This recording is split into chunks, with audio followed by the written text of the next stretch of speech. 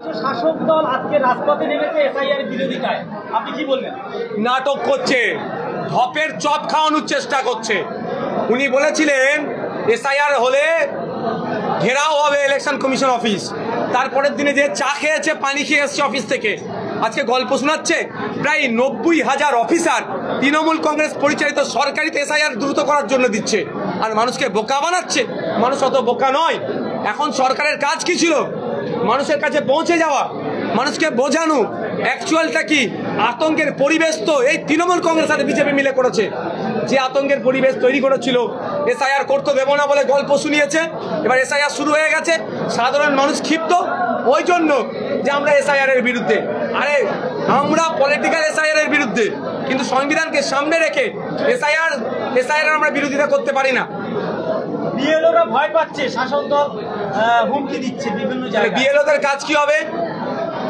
Election commission of ইন্ডিয়াকে জানানো, West বেঙ্গলের সিও স্যারকে। ওয়েস্ট বেঙ্গলের সিও স্যার নিশ্চিতভাবে তাদের বিরুদ্ধে আইনত ব্যবস্থা গ্রহণের জন্য নির্দেশ দেবে। ভয় পাওয়ার কোনো জায়গা নাই। শুভেন্দু অধিকারী বলছে বাংলাদেশি একটা ভোটার বাদ যাবে না, হিন্দু, বাংলাদেশি হিন্দু। তাহলে প্রশ্ন আমার এটা, যদি কথাই বলে থাকে শান্তনুবাবু তার মন্ত্রী থাকবে না?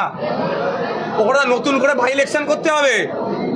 বিপ্লব বাবু আপনার যদি এখন ত্রিপুরায় হচ্ছে না, পশ্চিমবাংলা বিধানসভায় অনেক বিধায়ক আছে, সিট খালি হয়ে যাবে, তাহলে নতুন করে বাই ইলেকশন করতে হবে নাকি? শুভেন্দু বাবু মানুষকে ভড়কাচ্ছে। আমরা শুভেন্দু বাবুকে স্পষ্ট ভাষায়, দ্বার্থহীন ভাষায় বলতে চাই, কোনো মতুয়া, কোনো নমশূদ্র, কোনো আদিবাসী, কোনো দলিত, কোনো মুসলিম বৈধ ভোটারকে যদি কেউ চক্রান্ত করে বাদ দেয়, ইন্ডিয়ান সেকুলার ফ্রন্ট তাদের পাশে থাকবে, তাদের বৈধতা প্রমাণের জন্য সর্বোচ্চ স্তরে লড়াই পর্যন্ত করবে। বিধানসভা আজকে সারা রাজ্যে যখন 2002 সালে ভোটার লিস্ট ধরে এসআইআর শুরু, এই যে কুলপির মুখে দাঁড়িয়ে আপনি মিটিং করছেন, কুলপিতে 2002 এর কোনো ভোটার লিস্ট নেই। আমি এসে তো অবাক হয়ে গেলাম। আমরা কোন রাজ্যে বসবাস করছি আর ইলেকশন কমিশনের ডিউটিটা কি? যদিও 2003কে মান্যতা দিয়েছে, এখানে সর্বদলের বৈঠক হয়েছে, সিদ্ধান্ত এসেছে, সেখানে আমি বিতর্কে জড়াবো না। আমি এখানে কুলপিতে এসেছি, কুলপির মানুষকে আমি শুধু এতটুকুই অ্যাওয়ার করেছি যে কিভাবে ফর্ম ফিল আপটা করা হয়। বাঘ যদি ইসিআই হয়, আপনার এসআইআর যদি বাঘ হয়, বাঘকে আমাদের খাঁচাবন্দি করতে হবে কাগজের মাধ্যমে, সিস্টেমের মাধ্যমে। সে সিস্টেমটা শিখেছি। কুলপির বিষয়টি নিয়ে গতকাল তৃণমূল কংগ্রেসের পক্ষ থেকে নির্বাচন কমিশনকে লিখিত জানানো হয়েছে যে 2003-এর ভোটার লিস্ট কেন দেওয়া হবে, যেখানে 293টা বিধানসভায় 2002-এর ভোটার লিস্টকে মান্যতা দিয়েছে। এটা নিয়ে একটা লিখিত অভিযোগ জানানো হয়েছে, আপনাদের পক্ষ থেকে না। আমি সর্বোচ্চ লিডার হিসেবে আজকে জানলাম, আমি এটা জানছি। যদি আমাদের বিধানসভার স্তরের যে লিডাররা আছে তারা এই বিষয়টাকে নিয়ে যদি এখন যদি বিতর্ক তৈরি করে, তাহলে আমি সময় যদি কিল হয়ে যায় বিপদে আছে। আর তৃণমূল কংগ্রেসে এতদিন পরে ঘুম ভাঙলো। তৃণমূল কংগ্রেস সারা রাজ্যে এসআইআর করতে দেবে না বলছিল, তাহলে কেরলের মতো রেজুলেশন পাস করালো না কেন? সেটাও কিন্তু করেনি। তো এই বিষয়টা নিয়ে আমাদের নেতৃত্বের সাথে আমরা কথা বলি, যারা লিগাল এক্সপার্ট আছে কথা বলি। আমাদের কাজ একটাই, ইসিআই যে স্বচ্ছ ভোটার লিস্ট তৈরি করতে চাইছে, সেই ভোটার লিস্ট যাতে স্বচ্ছতা থাকে, কোনোভাবে অস্বচ্ছ না হয়, কোনো বৈধ ভোটার না বাদ পড়ে, তার জন্য আমরা এখন ব্যস্ত, তার জন্য আমরা চিন্তিত, তার জন্য আমরা কাজে লেগে আছি।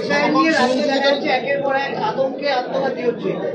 দেখা গেছে আজকেও মুর্শিদাবাদের যে কান্দি পৌরসভা রয়েছে, সেখানে মোহন শেখ নামের এক যুবক বিষকে আত্মঘাতী হয়েছে। এ বিষয়ে কি বলবেন? গতকাল বা আজকেই হাওড়া জেলাতেও হয়েছে। আমি সাধারণ মানুষের উদ্দেশ্যে বলবো, অযথা অহেতুক তৃণমূল কংগ্রেসের আর বিজেপির বাইনারি ট্যাপে আপনারা পড়বেন না।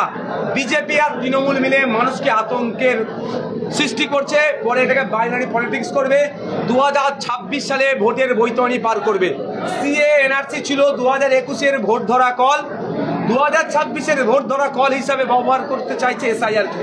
আমি অনুরোধ করব, আপনার বাবার মা, দাদু, দাদি, এই 4 জনের কাগজ পুরাতন ভোটার লিস্ট তথা 2002-এর ভোটার লিস্টে যদি না থাকে, আপনারও অপশান আছে, আপনার ভোটাধিকার কেউ কেড়ে নিতে পারবে না। তার জন্য 3টে স্ল্যাব করেছে। একটা হচ্ছে বিফোর 1987, 1987 সালে যাদের আগে জন্ম, তাদের নিজের শুধু 11টা প্রুফের মধ্যে কোনো একটি প্রুফ দিলে তারা ভোটাধিকার হিসাবে তাদেরকে বিবেচ্য করা হবে। আর দ্বিতীয় হচ্ছে 1987 সাল থেকে 2004-এর মধ্যে যাদের জন্ম, যে 11টি গাইডলাইন দিয়েছে মধ্যে যে কোনো একটি, তার মধ্যে অবশ্যই আপনার আধার কার্ডটাকে ইনক্লুড করেছে। সুপ্রিম চড় খাওয়ার পরে সুপ্রিম বিহার নিয়ে মামলা হয়েছিল, সুপ্রিম কোর্ট এটাকে করেছিল। সুতরাং তখন কি করতে হবে, 87 থেকে 4-এ যাদের জন্ম তাদের হয় তার কার্ডের সাথে, তার একটা প্রমাণপত্রের সাথে তার বাবা অথবা মা একটা যে কোনো ডকুমেন্টস দিলে হয়ে যাবে। আর 2004-এর পরে যাদের জন্ম তাদের ক্ষেত্রে তার ডকুমেন্টস, তার বাবা এবং মা দুজনের ডকুমেন্টস দিতে হবে ওই 11টি ডকুমেন্টসের মধ্যে থেকে। 11টি ডকুমেন্টস আমরা পেয়ে যাব। সর্বোপরি রেসিডেন্সিয়াল সার্টিফিকেটের কথা বলা হয়েছে। অসুবিধে কোথায়? কেউ আতঙ্কিত হবেন না, কাউকে বিস্মান টিসমান এই ধরনের কিচ্ছু করতে হবে না। আমি একটা কথাই জোর গলায় বলছি মিডিয়ার মাধ্যমে, যে মনে যদি হয় বা কাউকে ইচ্ছাকৃতভাবে অনিচ্ছাকৃতভাবে বৈধ ভোটারকে যদি ডিভোটার করে লিস্টে যদি না নাম ইচ্ছাকৃতভাবে তুলে বা অনিচ্ছাকৃতভাবে তুলে, তাকে লিস্টে নাম তোলার জন্য সেই বৈধ ভোটারের জন্য ইন্ডিয়ান সেকুলার ফ্রন্ট তার পাশে থাকবে, তার হয়ে আইনে লড়াই করবে। সুতরাং কোনো দরকার নেই কাউকে কারের শরীরের উপর আঘাত দেওয়া, কোনো অঘটন ঘটানোর। Thank you.